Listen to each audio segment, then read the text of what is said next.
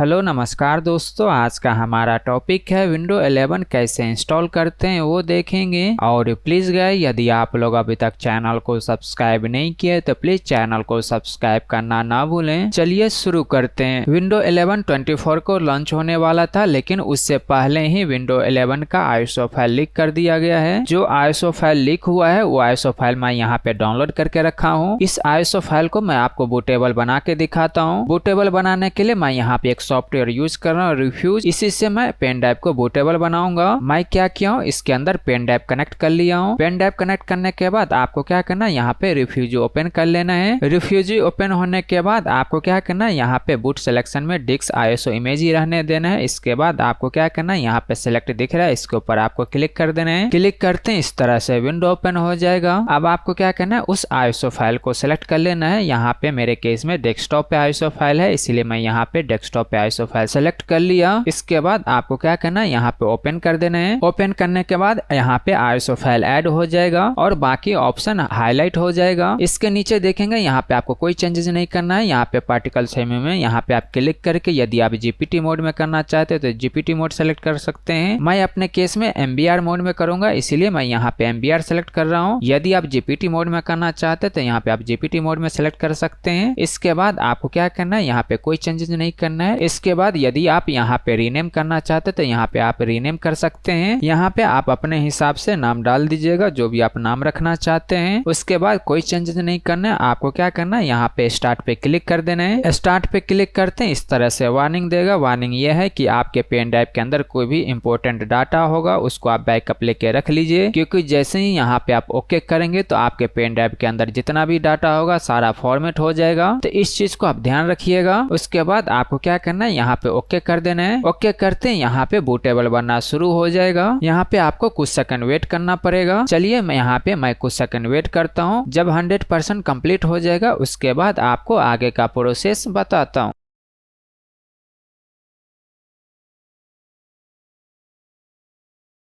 जब 100% कंप्लीट हो जाएगा तो यहाँ पे रेडी लिखा हुआ आ जाएगा। इसके बाद आपको क्या करना है, यहाँ पे क्लोज कर देना है। क्लोज करने के बाद अब आपको क्या करना है, इस पेन ड्राइव को उस सिस्टम या लैपटॉप के अंदर कनेक्ट कर देना है जिसके अंदर आप विंडो 11 इंस्टॉल करना चाहते हैं। चलिए मैं अपने केस में इस पेन ड्राइव को कनेक्ट कर देता हूँ। बूटेबल पेन ड्राइव कनेक्ट करने के बाद आपको क्या करना है, सिस्टम को स्टार्ट कर लेना है। स्टार्ट होने के बाद जैसे फर्स्ट स्क्रीन आता है तो आपको F12 या F8 प्रेस करके बूट मेन्यू में आ जाना है। हर एक कंपनी का अलग अलग होता है बूट मेन्यू में आने का की। जैसे गीगाबाइट में आप F12 से प्रेस करके बूट मेन्यू में आ सकते हैं। आसूस में आप F8 से प्रेस करके आप बूट मेन्यू में आ सकते हैं। इस तरह से अलग अलग कंपनी का अलग अलग हो सकता है, उसके हिसाब से आप सर्च कर लीजिएगा बूट मेन्यू में कैसे आते हैं। बूट मेन्यू में आने के बाद अब आपको क्या करना है, यहाँ पे इस तरह से ऑप्शन दिख जाएगा। यहाँ पे आपको दो ऑप्शन दिखेगा, एक नॉर्मल एक यूएफआई। तो आपको क्या करना है, यूएफआई ही सिलेक्ट करना है, आपको नॉर्मल नहीं सिलेक्ट करना है। तो यहाँ पे मैं यूएफआई सिलेक्ट करता हूँ। इसके बाद इंटर कर देता हूँ।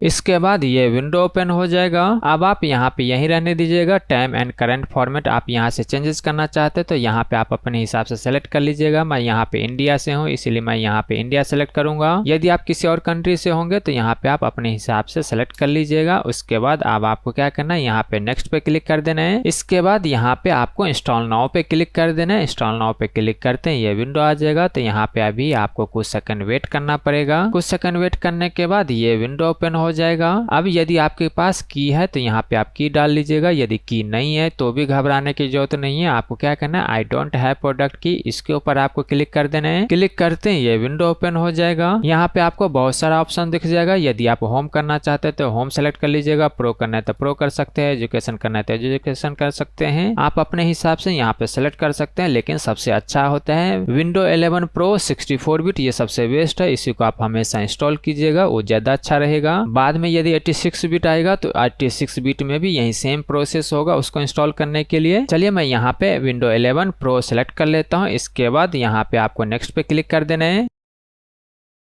नेक्स्ट पे क्लिक करने के बाद ये विंडो ओपन हो जाएगा। अब आपको क्या करना है, यहाँ पे टिक मार्क कर देना है। इसके बाद आपको नेक्स्ट पे क्लिक कर देना है। क्लिक करने के बाद ये विंडो आ जाएगा। यहाँ पे आपको दो ऑप्शन मिलेगा, तो आपको क्या करना है, यहाँ पे कस्टमाइज पे क्लिक कर देना है। क्लिक करने के बाद ये विंडो ओपन हो जाएगा। यहाँ पे आप ध्यान से देखिएगा, आपके सिस्टम के अंदर जितना भी हार्ड डिस्क होगा यहाँ पे आपको दिखाई दे देगा। तो यहाँ पे आप ध्यान से सेलेक्ट कीजिएगा। यदि आप गलत हार्ड डिस्क को सेलेक्ट करके डिलीट कर देंगे तो उसके अंदर जितना डाटा होगा सारा डिलीट हो जाएगा। तो आप एक चीज आप कोशिश कीजिएगा, इंस्टॉलेशन से पहले जिस हार्ड डिस्क के अंदर आपको इंस्टॉल करना है केवल वही कनेक्ट करके रखिएगा, बाकी को आप रिमूव कर दीजिएगा, जिससे कंफ्यूजन नहीं होगा और आपका डाटा भी सेफ रहेगा। जैसे अभी मैं अपने केस में एक ही हार्ड डिस्क कनेक्ट करके रखा हूँ। यदि आपके केस में एक से ज्यादा हार्ड डिस्क होगा तो यहाँ पे एक से ज्यादा हार्ड डिस्क दिखाएगा। मेरे केस में यहाँ पे दो पार्टीशन था, एक सी था एक डी था। तो मैं क्या कर रहा हूँ, इसको यहाँ से डिलीट कर रहा हूँ।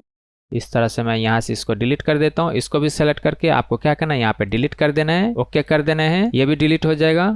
इसको भी यहाँ से डिलीट कर देना है, ओके कर देना है, ये डिलीट हो गया। अभी हमारा बचा डी। मेरे केस में डी ड्राइव के अंदर डाटा नहीं है, इसलिए मैं क्या कर रहा हूँ, इसको भी यहाँ से डिलीट कर देता हूँ।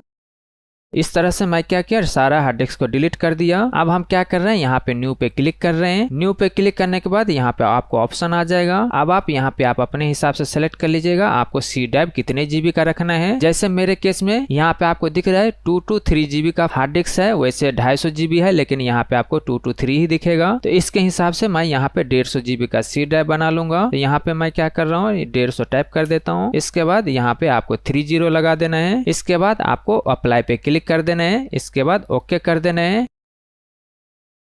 अब जो बच गया इसको मैं डी ड्राइव बना देता हूँ, यहाँ पे अप्लाई कर देता हूँ। यदि आपका ज्यादा ग्राफिक्स का काम है, ज्यादा चीज का काम है, तो आप 250 जीबी को सी ड्राइव ही बना सकते हैं। तो आप अपने हिसाब से आपका काम क्या है उसके हिसाब से साइज सेलेक्ट कर सकते हैं। पार्टीशन क्रिएट करने के बाद आपको क्या करना है, ये सी हो गया। यहाँ पे आप देख रहे हैं सबसे ज्यादा जीबी है, ऊपर वाले एमबी है, तो इसके अंदर इंस्टॉल नहीं हो सकता, इसके अंदर भी नहीं हो सकता, इसके अंदर इंस्टॉल होगा, यही सी ड्राइव बनेगा। इसीलिए आपको क्या करना है, इसको सिलेक्ट कर लेना है। इसके बाद आपको क्या करना है, नेक्स्ट पे क्लिक कर देना है। नेक्स्ट पे क्लिक करते ही इंस्टॉल होना शुरू हो जाएगा। तो आपको क्या करना है, यहाँ पे बस आपको वेट करना है, बाकी प्रोसेस ऑटोमेटिक होगा। जहाँ पे जो कुछ चेंजेस करना होगा, कुछ क्लिक करना होगा, वहाँ पे मैं आपको बताऊंगा। यह वीडियो बिना स्किप का मैं आपको दिखा रहा हूँ, इसीलिए मैं कोई भी पार्ट स्किप नहीं करूंगा।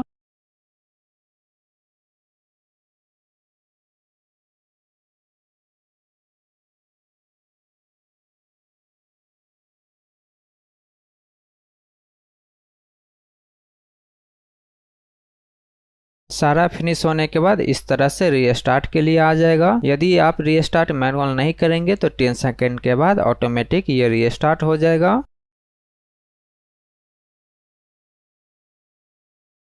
रीस्टार्ट होने के बाद आपको क्या करना है, फिर से बूट मेनू में जाके यहाँ पे हार्ड डिस्क से बूट कर देना है। यदि आपका first boot hard disk selected नहीं होगा तो आपको क्या करना है, बूट मेनू में आना है। बूट मेनू में आने के बाद आपको मैनुअल से यहाँ पे आपको हार्ड डिस्क से बूट करा देना है।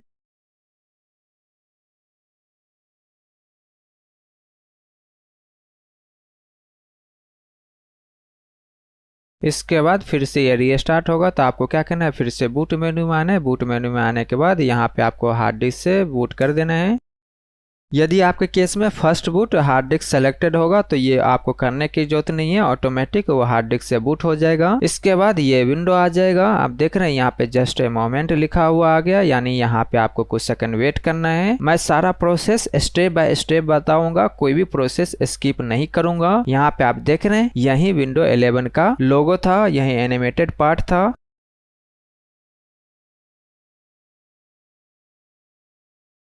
इस तरह से ये आ जाएगा। अब आपको क्या करना है, यहाँ पे आपको कंट्री सेलेक्ट कर लेना है। कंट्री सेलेक्ट करने के बाद आपको क्या करना है, यहाँ पे यस पे क्लिक कर देना है।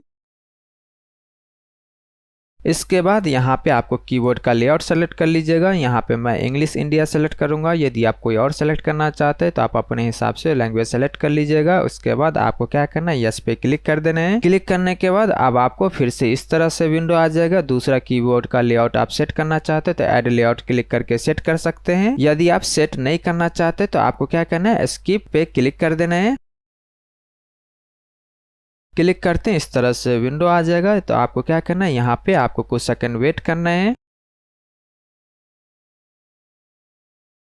इसके बाद ये विंडो आ जाएगा। अब आपको यहाँ पे दो ऑप्शन मिलेगा, तो आपको क्या करना है, आप अपने हिसाब से सेलेक्ट कर सकते हैं। यदि वर्क के लिए कर रहे हैं, स्कूल के लिए कर रहे हैं तो ये सेलेक्ट कर सकते हैं, पर्सनल यूज के लिए कर रहे हैं तो ये सेलेक्ट कर सकते हैं। इसके बाद आपको क्या करना है, नेक्स्ट पे क्लिक कर देना है।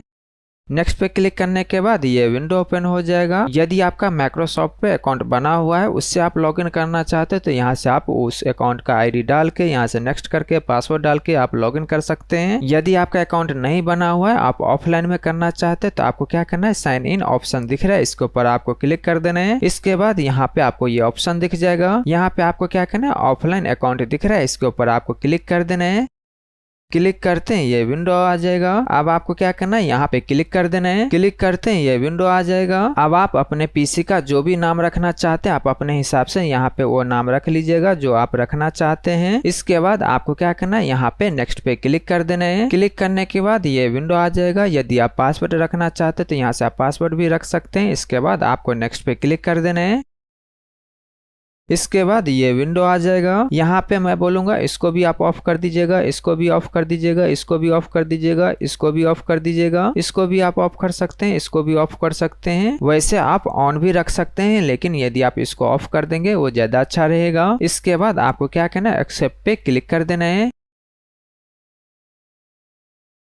क्लिक करते हैं ये विंडो आ जाएगा। यहाँ पे आपको क्या करना है, कुछ सेकंड वेट करना है। कुछ सेकंड वेट करने के बाद इस तरह से हाई लिखा हुआ आ जाएगा, आप देख रहे हैं। इसके बाद ये मैसेज आ जाएगा। यहाँ पे भी आपको कुछ सेकंड वेट करना है।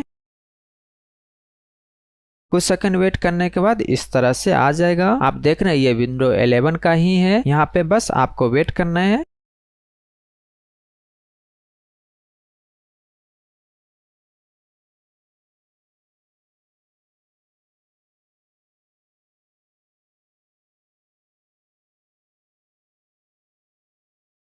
इसके बाद ये विंडो ओपन हो गया। आप देख रहे हैं डेस्कटॉप आ चुका है। यही डिफॉल्ट विंडो 11 का डेस्कटॉप का बैकग्राउंड है। आप देख रहे हैं ये इंस्टॉल हो चुका है। चलिए मैं आपको इसका सेटिंग भी दिखा देता हूँ। यहाँ पे आप क्लिक करके सेटिंग में आ सकते हैं। यहाँ पे आपको सेटिंग दिख जाएगा। इस तरह से सेटिंग विंडो ओपन होगा। इसके अंदर आप क्लिक करेंगे तो यहाँ पे आपको इस तरह से दिख जाएगा। ये विंडो 10 को ही मॉडिफाई करके विंडो 11 बना दिया है। यहाँ पे आप मैक्सिमाइज करने के लिए जाएंगे तो जैसे माउस का कर्सर आप यहाँ पे रखेंगे तो इस तरह से आ जाएगा। आपको मैक्सिमाइज कहाँ पे करना है, कॉर्नर में करना है तो यहाँ से कर सकते हैं। फिर से आप माउस का कर्सर लेके जाएंगे तो यहाँ पे करना है तो यहाँ से कर सकते हैं। तो ये एक नया फीचर है, तो ये अच्छा लगा, ये ठीक है। चलिए अभी हम इसको यहाँ से क्लोज करते हैं। इसके बाद आपको यहाँ पे बीच सेंटर में दिख जाएगा स्टार्ट बटन सारा कुछ। पहले विंडो 10 में क्या था, कॉर्नर में यहाँ पे आता था लेफ्ट साइड में, अब आपको बीच सेंटर में मिलेगा। यहाँ से क्लिक करके स्टार्ट मेनू ओपन कर सकते हैं। यहाँ पे आपको सारा एप्लीकेशन दिख जाएगा। यहाँ से आपको प्रोफाइल नेम दिख जाएगा। शट डाउन करना होगा तो यहाँ से आप शट डाउन कर सकते हैं। इसके बाद यहाँ से आप सर्च कर सकते हैं, जो भी आपको सर्च करना है यहाँ से आप सर्च करके ओपन कर सकते हैं। इसके बाद यहाँ पे आता है ये टास्क व्यू दिख जाएगा। ये विंडो 10 में भी था लेकिन वो अंदर जाके था, यहाँ पे अभी फ्रंट में दे दिया है। तो यहाँ पे आप टास्क व्यू दे सकते हैं। नया चाहिए तो यहाँ से न्यू क्रिएट कर सकते हैं। इसके बाद यहाँ से आपको विजेट मिल जाएगा। यहाँ से आप फोल्डर ओपन कर सकते हैं। यहाँ से आप माइक्रोसॉफ्ट एजेज ओपन कर सकते हैं। यहाँ से आप माइक्रोसॉफ्ट स्टोर ओपन कर सकते हैं। आप देख रहे हैं इस तरह से ओपन कर लीजिएगा। चलिए अभी हम यहाँ पे इसको कंप्लीट कर देते हैं तो ये ब्राउजर भी काम करने लग जाएगा। कंटिन्यू विदाउट साइन इन कर दीजिएगा और अब आप यहाँ से इसको यूज कर सकते हैं। चलिए अभी हम इसको यहाँ से क्लोज कर देते हैं। इसके बाद अब हम फोल्डर ओपन करके देखते हैं कैसा दिखता है। यहाँ पे आप फोल्डर ओपन करेंगे तो इस तरह से दिखेगा, ऐसा लुक है। इसके अंदर जाएंगे तो यहाँ पे आपको दिख जाएगा। आप देख रहे हैं यहाँ पे भी कुछ टेक्स्ट चेंजेस किया है, मॉडिफाई किया है, लुक चेंज हुआ है। एस्केप की दबा के बैक आने से यहाँ पे आपको दिख जाएगा। यहाँ पे आइकन भी चेंजेस किया है। तो इसके अंदर बहुत सारा फीचर है जो अभी आपको मैं बाद में बताऊंगा। चलिए आपको इसका कॉन्फ़िग फाइल भी दिखा देता हूँ। ये विंडो 11 ही है या दूसरा है, इसके लिए आपको क्या करना है, यहाँ पे दिस पीसी दिख रहा है, इसके ऊपर आपको राइट क्लिक करना है। इसके बाद आपको प्रॉपर्टी में क्लिक करना है। क्लिक करते हैं इस तरह से विंडो ओपन हो जाएगा। अब आप यहाँ से देख सकते हैं अबाउट अस। यहाँ पे आप देखेंगे तो यहाँ पे आपको दिख जाएगा विंडो 11 प्रो। इसका बिल्ड वर्जन भी यहाँ पे आपको दिख जाएगा। आप देख रहे हैं ये विंडो 11 प्रो ही है, कोई और नहीं है। तो ये आपको विंडो 11 इंस्टॉल करके दिखाया कैसे स्टेप बाय स्टेप इसको इंस्टॉल करते हैं। इस तरह से आप इंस्टॉल कर लीजिएगा। और प्लीज गाइस चैनल को सब्सक्राइब करें, लाइक करें, शेयर करें। Thank you.